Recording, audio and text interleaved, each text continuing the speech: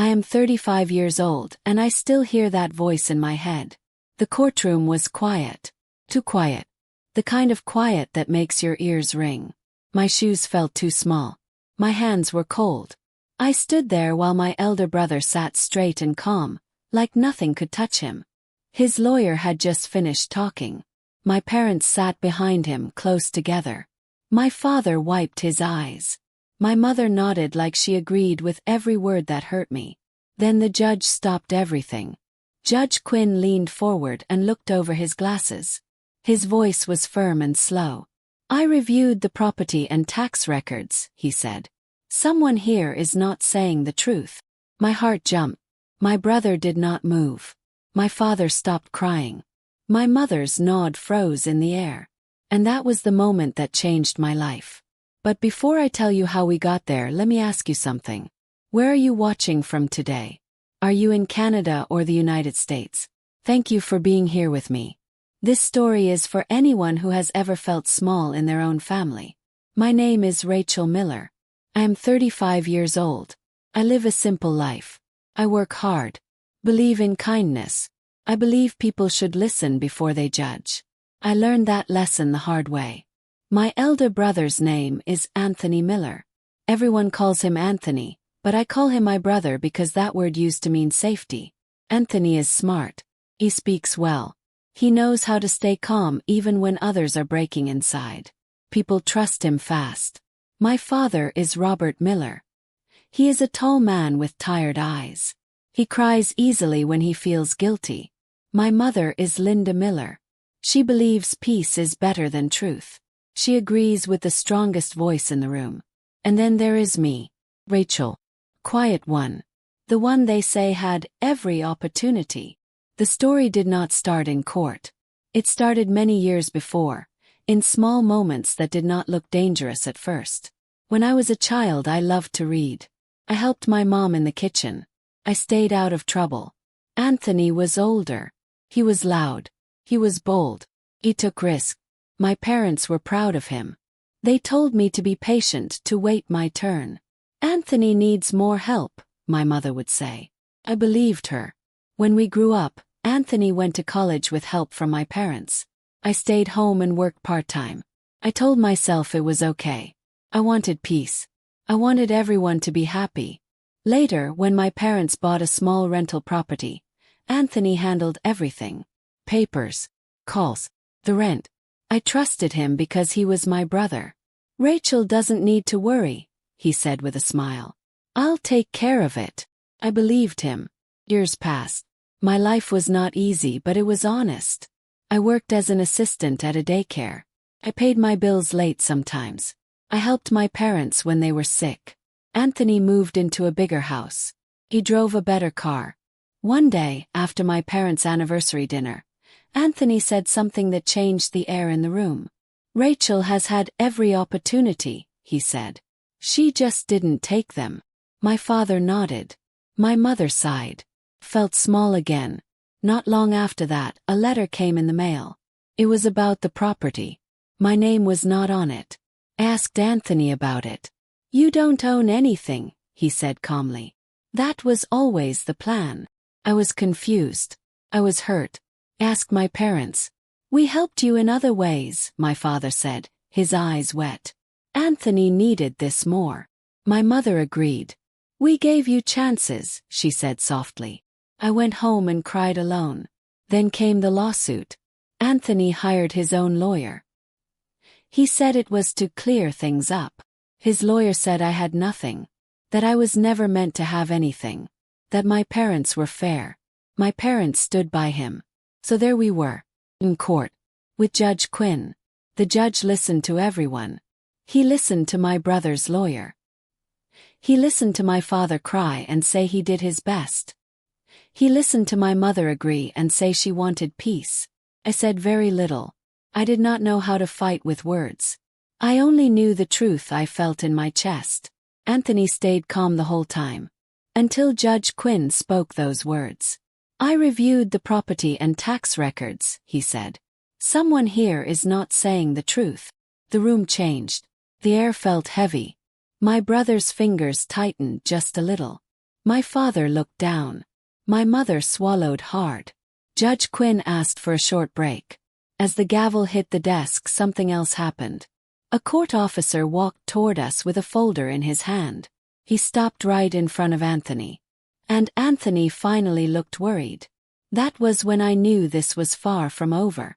The break did not last long, but it felt like forever to me. People whispered all around the room. Shoes scraped the floor. Someone coughed. I sat on the hard bench and held my hands together so they would not shake. I looked at Anthony. He would not look at me. His lawyer leaned close and spoke into his ear. Anthony nodded once, slow and careful, like he was choosing every move. My father stood by the window. He rubbed his face again and again. My mother sat very still, her purse tight in her lap, like it might run away if she let go. I thought about my life while we waited. I thought about all the times I stayed quiet so others could be loud. All the times I said, "It's okay," when it was not okay at all. I thought about kindness and how people sometimes mistake kindness for weakness. The judge came back in. Everyone stood. My heart felt like it might break out of my chest.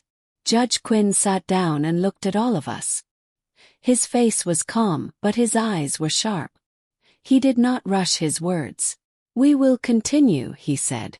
Anthony's lawyer stood up first. He spoke about family support. He spoke about chances given. He spoke about how I chose a simple life. He spoke like my life was a choice I made just to make things hard. I listened. I felt hurt, but I stayed quiet. Then Judge Quinn asked a question.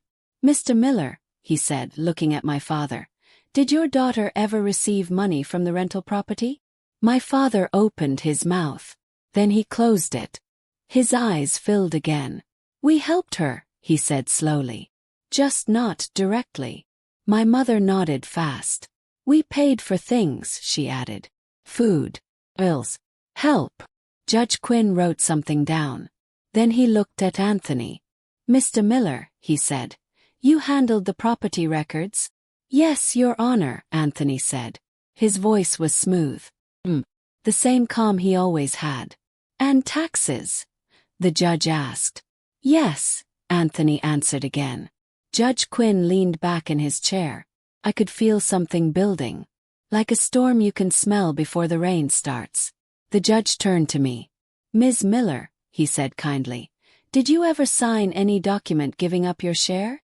I shook my head. "No, sir." Anthony shifted in his seat. The judge nodded slowly. "Thank you." Then something small happened. Something quiet. But it mattered. Judge Quinn asked for one more document. Simple one. A list of payments. Anthony's lawyer handed it over. The judge read it. His face did not change, but the room felt colder. He looked up. "We will hear from Ms. Miller next," he said. That was me. My legs felt weak as I stood. I walked to the front slowly. I could feel everyone watching me. For a moment I wanted to run. But I stayed. I spoke in simple words. I talked about trust. About helping my parents. About believing my brother. I did not shout. I did not cry. I told the truth the way I knew how. I just wanted fairness, I said. I didn't want to fight my family. The judge listened. He did not stop me. That alone felt like kindness. When I finished, I went back to my seat. My heart was tired. Then the judge asked Anthony something that made my stomach turn. "Mr. Miller," Judge Quinn said, "can you explain why some payments do not match the tax records?" The room went silent again. Anthony paused. Just for a second. But I saw it. "It's a mistake," he said. "A small one." Judge Quinn nodded. "We will look into that." The judge then called for another short pause. This time people stood up fast. Voices rose. My mother grabbed my arm. "Rachel," she whispered, "why are you doing this?" I looked at her. "I didn't start it," I said softly. My father walked away without a word. Anthony stood across the room, talking low with his lawyer. He laughed once, short and sharp, like he wanted to prove he was not scared. I sat back down and breathed. I thought about empathy. About how everyone has their own fear. even people who hurt you. When the judge returned, his voice was firmer than before. There is something else, Judge Quinn said. He held up a paper. This court has requested additional records, he continued. They arrived this morning. Anthony's lawyer stiffened. The judge looked straight at Anthony. These records show activity that was not disclosed. My brother's calm cracked just a little. Just enough for me to see it. The judge tapped the paper on his desk. We will need to hear from a third party, he said. Someone who handled these filings. My heart skipped. Judge Quinn looked toward the door. Please bring in the accountant, he said. The door at the side of the courtroom opened. And when the person stepped inside, my mother gasped out loud, my father turned pale, and Anthony stood up so fast his chair fell backward. Because the person walking toward the judge was someone we all knew very well. The sound of the chair hitting the floor echoed through the courtroom. Everyone turned to look. The person who walked in did not rush. They walked slow, holding a brown folder close to their chest. Their shoes made soft sounds on the floor, but each step felt loud to me. I knew that walk. I had seen it many times before, at family dinners, at holiday gatherings, at moments that were meant to be happy. It was Mr. Daniel Harris. He was my uncle by marriage. My mother's sister's husband. He was also an accountant. For a moment no one spoke. My mother's face went white. My father sat down hard. Anthony froze, then slowly picked up his chair and sat again, trying to look calm. But his hands were shaking now. Not much, just enough. Judge Quinn watched everything. Mr. Harris, the judge said, please take a seat. Mr. Harris nodded and sat at the small table near the front.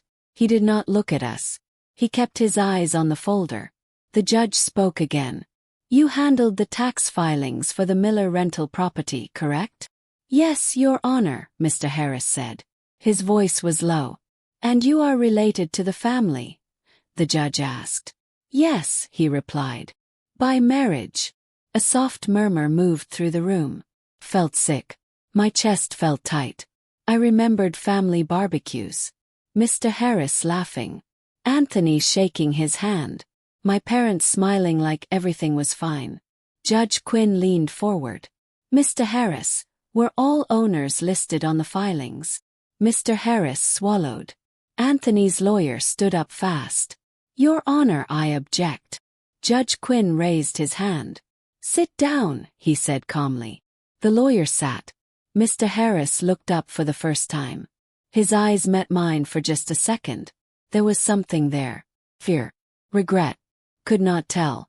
I filed what I was given, Mr. Harris said. Judge Quinn nodded. And who gave you the information? Mr. Harris paused.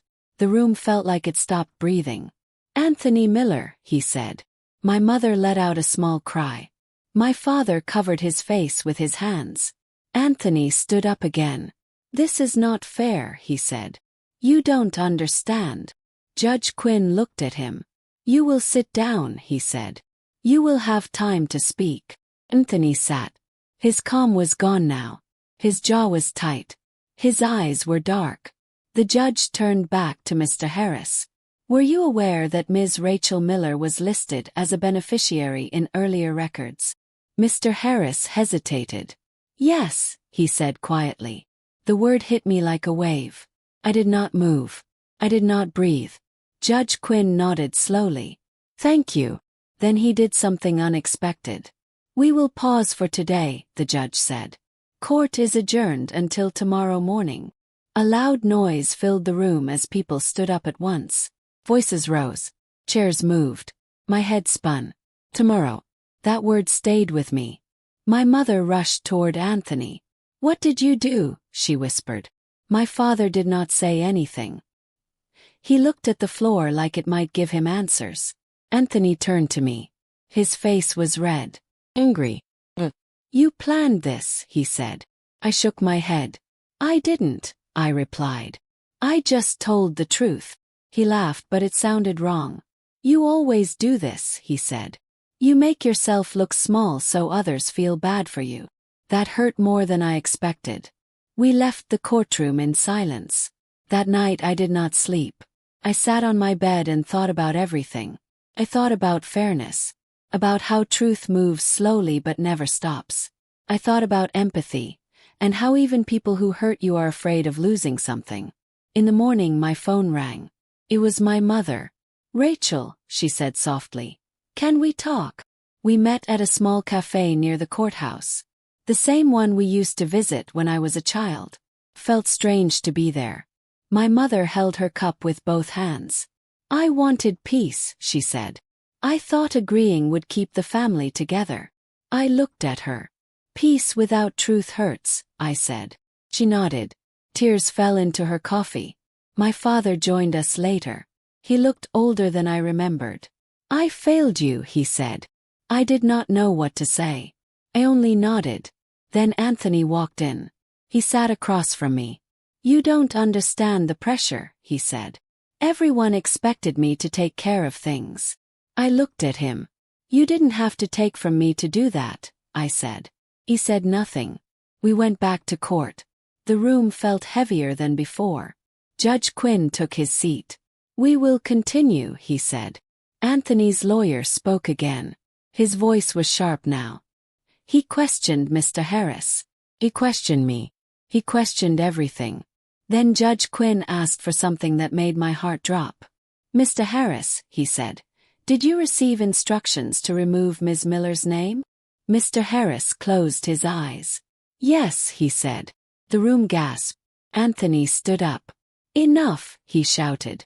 "This is going too far." Judge Quinn banged the gavel. "Sit down," he said loudly. Anthony sat, breathing hard. Judge Quinn leaned forward. "There is one more thing," he said. He looked at the clerk. "Please bring in the final document." The clerk walked forward and handed the judge a sealed envelope. Judge Quinn held it up. "This document," he said, "changes everything." Anthony's face drained of color. My father whispered my name. The judge began to open the envelope. And just then the courtroom doors burst open and a voice shouted, "Stop the proceedings now." Everyone turned at once. And I knew nothing would ever be the same again. The shout echoed through the courtroom like thunder. "Stop the proceedings now." Everyone turned at the same time. A man stood at the door, breathing hard. He wore a dark suit, but it was wrinkled like he had rushed to get there. His hair was messy. His face was tight with worry. The court officer moved toward him. "Sir, you can't just." "I have legal standing," the man said quickly.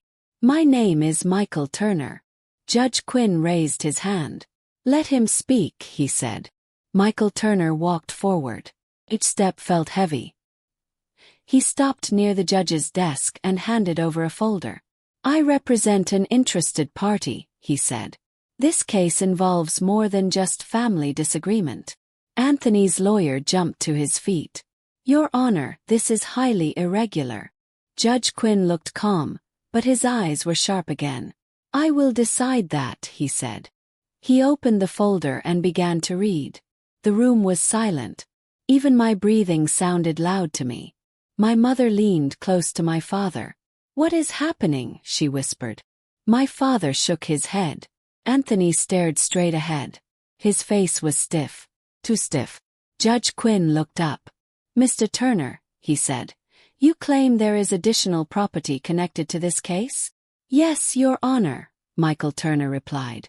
"Property not disclosed in previous statements." The word undisclosed hung in the air. My heart began to race. I had not known about any other property. I had only asked for fairness. Nothing more. Judge Quinn turned to Anthony. "Is this true?" Anthony stood up slowly. "I don't know what he's talking about," he said. His voice was loud, but it shook at the end. Michael Turner spoke again. "The property is listed under a holding company," he said. "One that traces back to the Miller rental income." My mother let out a sharp breath. "Anthony," she whispered. Anthony turned to her. "Mom, please," he said. "Not now." Judge Quinn banged the gavel. "Order," he said. The judge rubbed his chin. "This court will review the claim," he said. However, this raises serious concerns. He looked at me. Ms. Miller, he said gently, were you aware of any additional assets? No, sir, I said. My voice was small but clear. Judge Quinn nodded. The court officer escorted Michael Turner to a seat. The judge then surprised everyone again. We will hear from the parents, he said. Both of you. My father stood first. His hand shook. I didn't know, he said. I swear. I thought everything was simple. My mother stood next. Her voice was soft. I trusted my son, she said. I wanted peace. Judge Quinn looked at them carefully. Peace built on silence is fragile, he said. Those words hit me deep. Then the judge turned back to Anthony. Mr. Miller, he said, you have been given many chances to be honest. Anthony clenched his fists. I did what I had to do, he said. I protected the family. I felt anger rise in me for the first time. You protected yourself, I said before I could stop myself. The room froze. Anthony looked at me like he did not know who I was. Judge Quinn did not scold me. He only nodded. We will recess for lunch, he said. When we return, we will address these new claims. The gavel fell. Outside the courtroom, everything exploded. My mother cried openly now. Why didn't you tell us? She asked Anthony. He snapped back. You wouldn't have understood. My father stepped between us. Enough, he said. This has gone too far. I walked away. I needed air. I sat alone on a bench outside. I thought about my childhood. About trusting people just because they share your blood. About how kindness should not mean silence. Michael Turner came and sat near me. I'm sorry, he said. This is hard. Why are you here? Yes. He looked down. I used to work with a company Anthony invested in, he said. I saw things that didn't feel right. My stomach turned. Back inside, the court reconvened. Judge Quinn wasted no time. Mr. Turner, he said, present your evidence. Michael stood and showed documents. Simple papers. Clear numbers. Even I could understand them. The judge studied them closely. Anthony's lawyer whispered urgently to him. Judge Quinn looked up. Mr. Miller, he said to Anthony, did you create this company? Anthony's face was pale now. Yes, he said quietly. The room gasped. And did you use rental income to fund it? The judge asked. Anthony said nothing. Silence answered for him. Judge Quinn nodded slowly. That is enough for today, he said.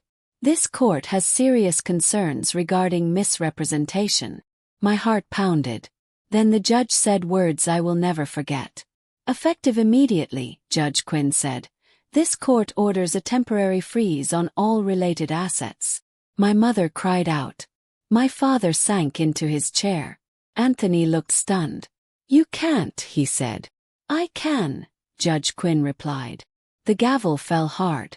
As the court officer stepped toward Anthony, something sudden happened. Anthony turned sharply, knocking papers off the table. I won't let this happen, he shouted. The officer grabbed his arm. Anthony pulled back hard. People screamed. Chairs scraped. My mother shouted his name. Judge Quinn stood up. Order, he yelled. Anthony struggled.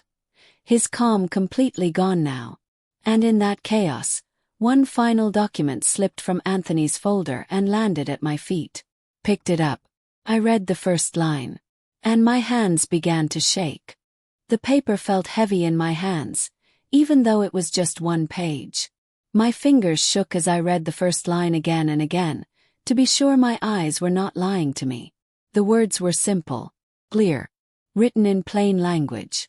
It was a declaration, signed paper, with my name on it. The court officer pulled Anthony back to his seat. The room slowly became quiet again. People whispered. My mother was crying out loud now. My father looked like he had aged 10 years in 1 minute. Judge Quinn noticed me staring at the paper. Ms. Miller, he said, his voice firm but kind. What do you have there? I swallowed hard and stood up.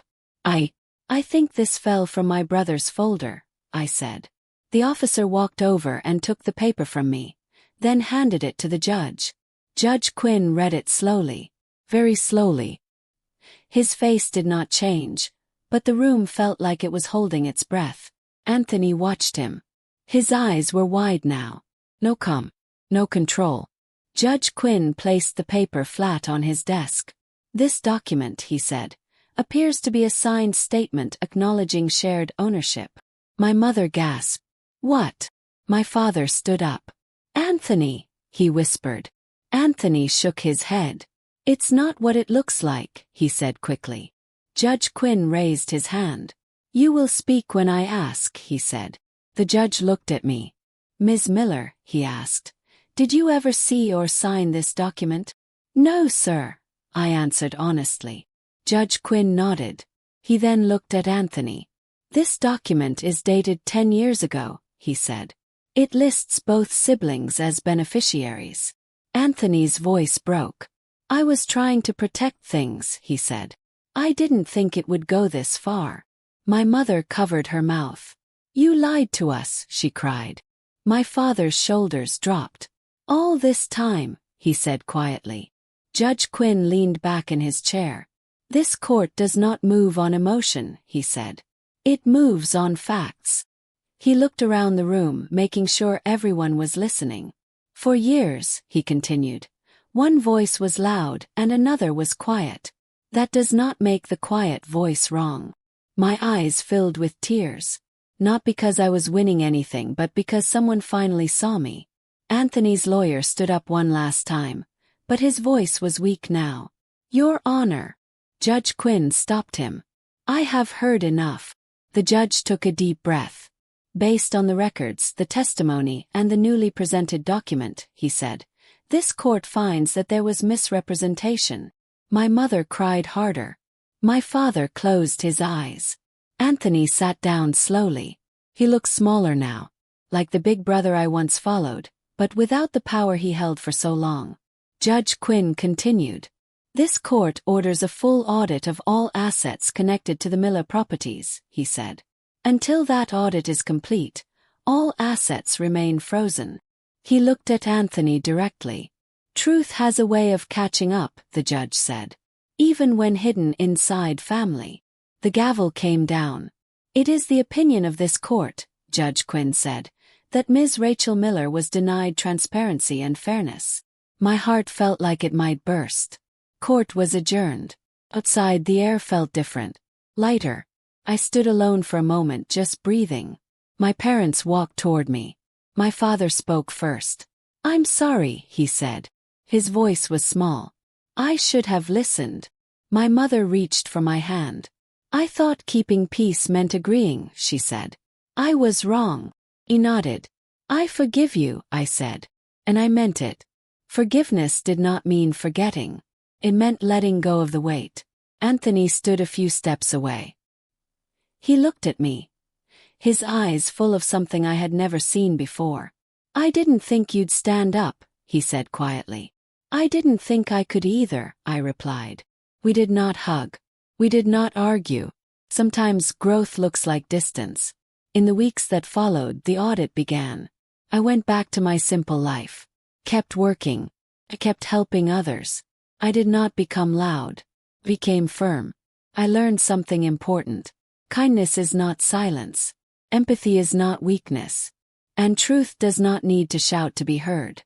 If you are watching this from Canada or the United States, remember this. Your voice matters even when it shakes. Thank you for staying with my story. Hope you enjoy the story. Please like and subscribe to my channel.